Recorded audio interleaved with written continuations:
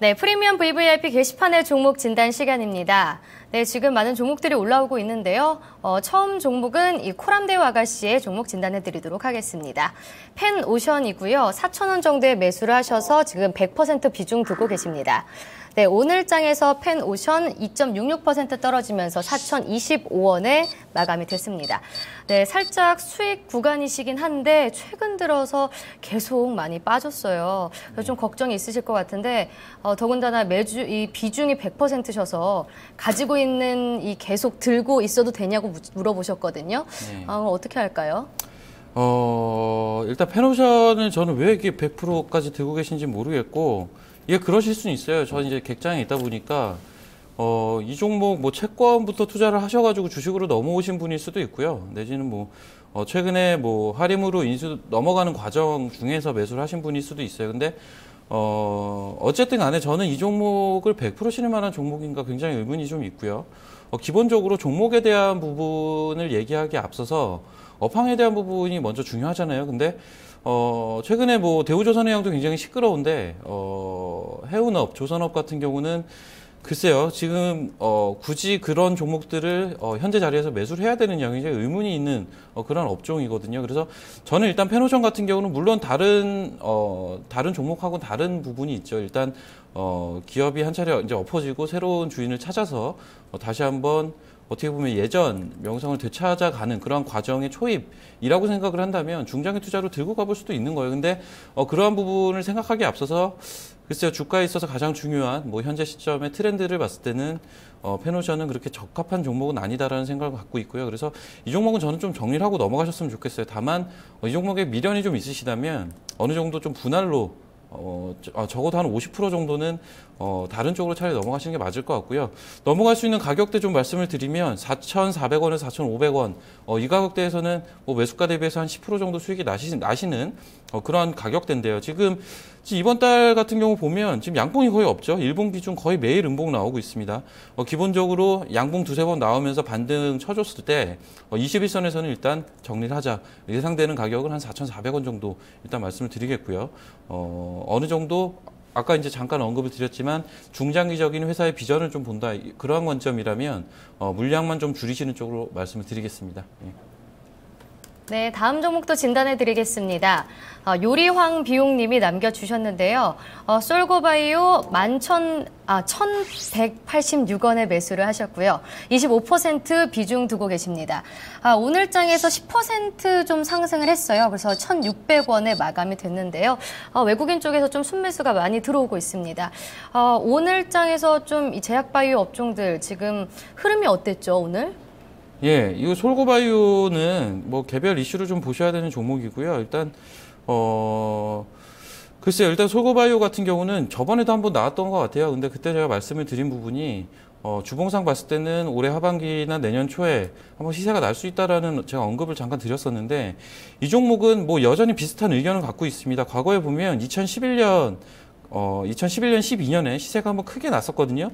그러한 식의 움직임이 올 하반기, 내년 상반기까지는 좀 나올 수가 있어요. 그래서 그러한 부분을 좀 노려보시면 좋을 것 같고요. 기술적으로는 그러한 부분으로 좀 말씀을 드리겠고요. 일단 이 회사 같은 경우는 전형적으로 실적 베이스로 움직이는 종목 아니죠. 지금 최근 3개년 지속적으로 적자가 나왔고요. 올해 상반기도 적자예요. 근데 이 종목이 왜 오르느냐? 이 종목 같은 경우는 소위 말하는 이제 주가가 좋아하는 모멘텀을 단기로 달고 있죠. 뭐 최근에 수소수기 같은 경우도 있었고요. 뭐 여러 가지 뭐 모멘텀들이 있는데 일단 회사에선 다양한 사업들을 예전부터 한 2, 3년 전부터 사업 영역을 넓히면서 미래 비전은 제시해주고 있는데 이 부분이 현재 이제 2, 3년이 지난 현재 시점에서 봤을 때는 실현된 게 하나도 없죠. 지금 다 계속 적자다 보니까 실현된 건 없지만 글쎄요, 지금 다시 한번 믿어보는 움직임인 거죠. 주가 움직임 자체가. 그래서 이번에 뭐 일본 쪽에서 뭐 수출한 그런 부분도 내용이 나온 걸로 알고 있고요. 그래서 글쎄요, 뭐 결과는 또 지나봐야 알겠죠. 그렇지만 현재 시점에서는 충분히 한번 기대해 볼 수 있는 그런 구간이 아닌가. 그래서 현재 거의 뭐 신고가 부근까지 와 있는데 기본적으로 이 종목은 신고가가 가능하지 않을까라는 생각을 갖고 있고요. 그리고 2011년에서 2012년 주봉상 기록했던 고점 라인 그 가격까지도 최대로는 한번 노려볼 수 있기 때문에 한번 꾸준히 체크를 하시면서 보실 필요가 있고요. 이제 기술적으로 한 가지만 더 말씀을 드리면 21선 붕괴만 되지 않는다면 꾸준하게 한번 체크를 하시면서 홀딩이 좀 가능한, 중장기 홀딩이 가능한 그런 종목이다 말씀을 드리겠습니다. 네, 잘 들었습니다. 다음 종목도 좀 제약 바이오 쪽에서 들어왔는데요. 소리 듣는 남자님이 남겨주셨습니다. BC월드 제약이고요. 36,000원에 매수하셨습니다. 20% 비중 두고 계시는데요. 이 종목 향후 전망 좀 부탁드립니다. 라고 남겨주셨습니다. 오늘 장에서 1.96% 빠지면서 3만 원에 마감이 됐습니다. 네, 이거 좀 고점에서 잡으신 것 같아요. 좀 걱정이 있으실 것 같은데 이 종목 향후 전망 좀 말씀해 주시죠.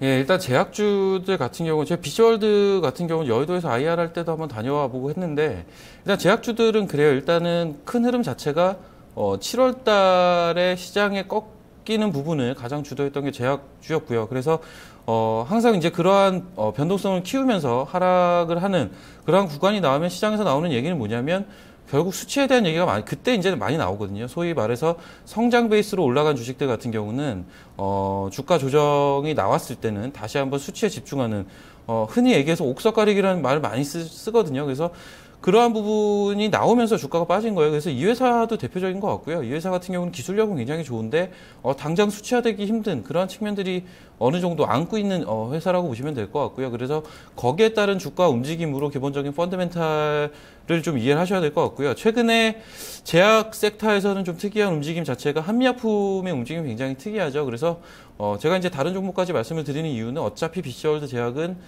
큰 카테고리 내에서의 제약 카테고리 내에서의 움직임으로 해석을 하셔야 되기 때문에 말씀을 드리는 거고, 최근에 이제 한미약품 같은 경우는 라이센싱 아웃 임박에 대한 얘기들 나오고 3분기 실적 호조 이러한 부분들이 연결이 되면서 주가가 올랐습니다. 그래서 결국은 뭐냐면 실적에 다시 집중을 하는, 그나마 성장성 바탕으로 올라온 제약바이오 내에서도 실적 베이스가 어느 정도 받쳐주고 내지는 가시화되고 있는 업체 위주로 주가 리바운딩이 굉장히 세게 나오고 있다. 현재 그러한 시점이기 때문에 BC월드 같은 경우는 다소 조금 소외되는 그런 모습이라고 보시면 될 것 같고요. 다만 제약바이오는 결국 뭐냐면 중장기로는 꾸준하게 성장 측면에서는 가장 핫한 섹터일 수밖에 없어요, 사실. 아무래도 이제 고령화에 대한 이슈는 오늘 내일 이슈가 아니잖아요. 작년에도 나왔었고요. 재작년에도 나왔었고, 올해도 나왔고요. 내년에도 나올 거예요. 그래서 그러한 중장기적인 이슈를 갖고 있는 그러한 섹터의 종목이라면 다시 한번 그러한 성장에 대한 바람은 충분히 주가에 불 수 있다. 이러한 긍정적인 시각은 여전히 유지를 하고요. 그래서 기술적으로 좀 눌려줬을 때는 오히려 더 매수할 수 있는 종목도 아닌가 그런 생각도 가져보고 있습니다. 그래서 일단 현재 주가는 이제 흘러내리는 구간이다 보니까 다소 이제 관망이 좀 필요하지만 현재 주가에서 가격보다는 이평선들이 이제 누워지는 구간이 조만간 이제 추정이 될 거거든요. 그래서 20일 이평선 기준으로 좀 보시면 될 것 같고요. 20일 이평선이 눕는 그러한 구간에서는 추가적인 매수도 오히려 가능하다. 이러한 추가적인 매수분은 가격적인 전략 차원에서는 주가가 반등이 나왔을 때 어느 정도 정리를 해 나가면서 그러한 물량 관리를 좀 하시면서 중장기로 좀 말씀을 드리고 싶습니다. 예. 네, 다음 종목도 제약 쪽인데요. 바로 시즌입니다. 유니마마님이 남겨주셨는데요. 이분도 비중을 100% 두고 계시네요. 오늘 장에서 2.83% 떨어지면서 39,550원에 마감이 됐습니다. 네, 시즌 같은 경우에는 한 7월 달까지만 해도 한 7만 원까지 갔던 이런 종목인데요. 최근 들어서 계속 하락하면서 지금 3만 원 선까지 내려왔습니다. 이 종목 그럼 계속 가져가야 할까요? 네, 시즌도 기본적으로 홀딩을 하셔야 되는데 글쎄요, 이제 포트폴리오 배분 차원에서는 굉장히 좀 안 좋죠. 지금 100% 비중이라는 것 자체가 부담스럽죠. 그래서 주가가 반등을 했을 때는 포트 배분 차원에서 분명히 물량은 줄이셔야 된다. 이 부분 하나 짚고 넘어가야 될 것 같고요. 시젠도 사실 저번에도 한번 방송에 나왔던 것 같아요. 근데 제가 알고 있는 시젠은 어떤 회사냐면, 일단 분자 진단 내에서는 굉장히 경쟁력을 보유하고 있는 업체고요.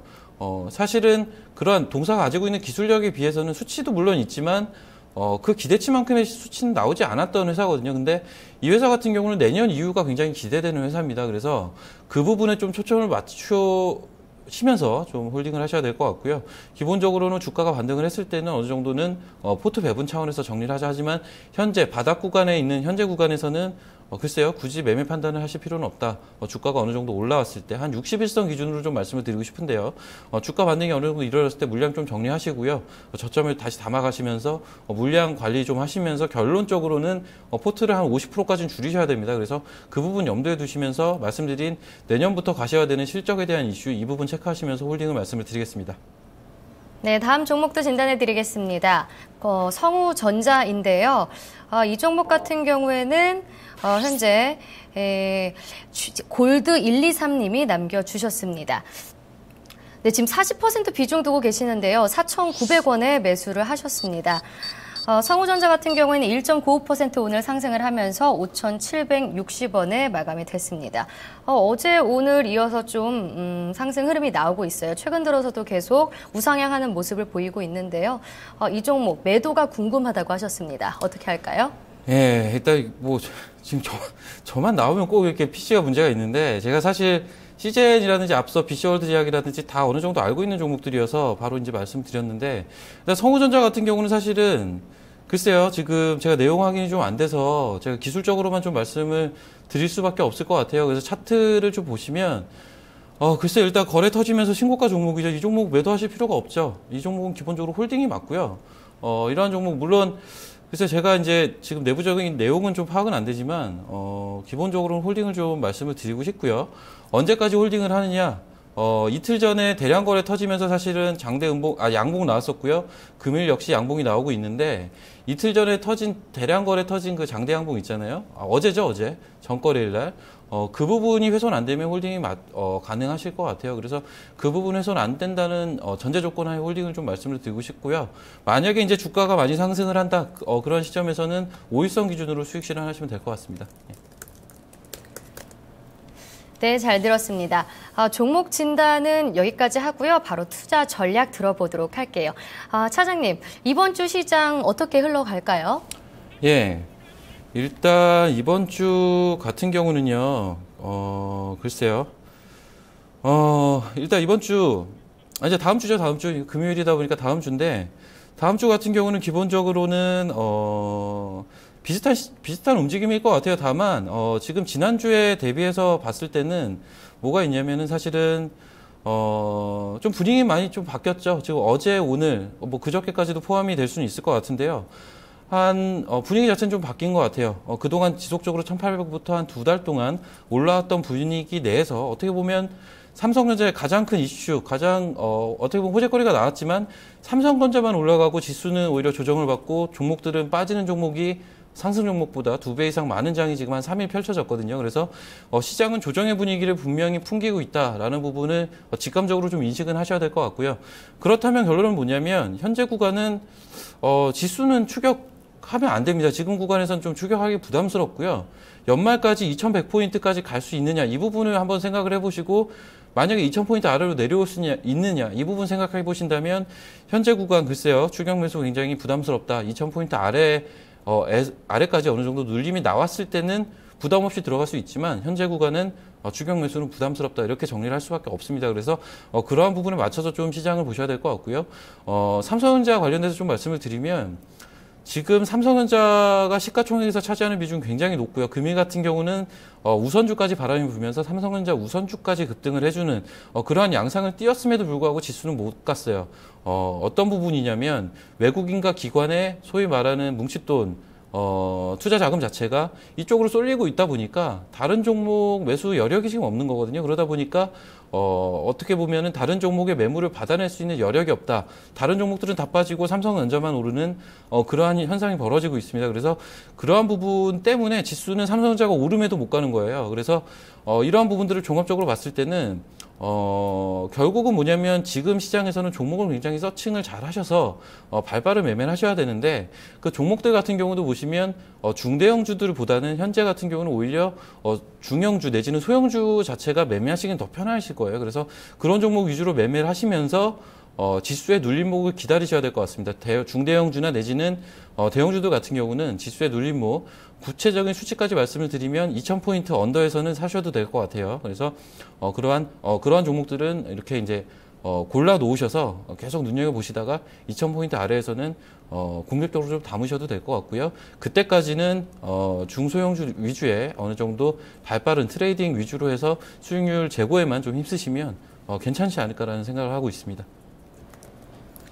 네, 2,000포인트 아래에서 공략을 해보자라고 말씀을 하셨는데 저는 오늘 장에서 한 2020선까지 내려왔잖아요. 오늘 2029에 마감이 됐는데 네. 그럼 이것보다 조금 더 내려갈 수도 있다라고 전망을 하시는 거죠?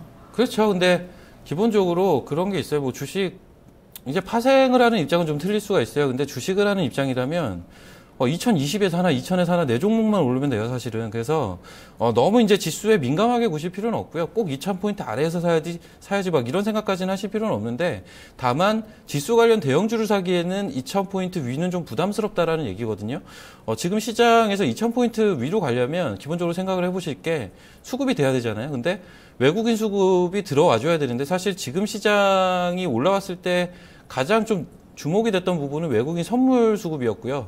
현물 수급은 사실은 환율에 연동된 흐름이었지 어느 정도 국내 증시의 펀더멘탈을 보고 들어왔다고 보기는 글쎄요, 그 금액 자체가 그렇게 크진 않았거든요. 그래서 그러한 측면을 봤을 때는 2000포인트 이상에서 주가가 랠리를 보이기 위해서는 외국인이랑 강한 수급이 받쳐줘야 된다. 일단 기관 같은 경우는 예전에도 그랬지만 2000포인트 이상에서는 환매 물량, 예전부터 고질병이죠. 어떻게 보면 펀드 환매 물량 때문에 기관의 매수 여력은 그렇게 크진 않을 겁니다. 그래서 그러한 부분을 감안했을 때는 개인이 또 끌어올리기도 힘든 측면이 있고요. 그래서 외국인이 결국은 강하게 들어와줘야 된다. 그래야지만이 시장이 2100포인트, 2200포인트까지 갈 수 있는 여력이 생기기 때문에 2000포인트 위 구간에서 항상 그런 부분들을 염두에 두셔야 돼요. 그래서 현재 외국인 수급의 진위를 좀 파악하시려고 노력을 하셔야 되고 결국은 현재 외국인 수급 자체가 국내 펀드멘탈을 보고 내지는 신흥국 증시에 대한 펀드멘탈을 보고 들어왔을 때는 공격적으로 좀 들어갈 수 있는 그러한 추세장이 연출이 되지 않을까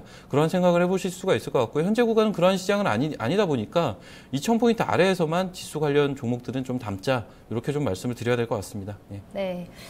오늘 이제 삼성과 롯데와 좀 빅딜이 있었잖아요. 삼성 쪽에서 화학 부분을 다 매각을 하고 또 롯데는 그걸 3조 원 정도를 투자하면서까지 그걸 사면서 또 화학 부분을 살리겠다라고 말씀을 했어요. 이 이슈가 그럼 향후 어떤 영향을 좀 미치고 아니면 삼성과 롯데 각각 그 기업에 또 어떤 좀 방향을 일으킬지 좀 궁금한데 어떻게 생각을 하세요? 예, 일단 뭐 삼성과 롯데의 빅딜 지금 사실 시장에서는 이미 뭐 삼성이 화학 계열사들을 처분할 것이라는 얘기들은 굉장히 이미 많이 있었고요. 이 부분은 어느 쪽에 처분할 것이냐. 사실은 기존에 이제 하나가 삼성테크인 인수해 갔듯이 하나 계열도 굉장히 유력했거든요. 근데 결국은 이제 뚜껑을 열어보다 보니 롯데 계열 쪽으로 넘어가는 그림이 나왔고요.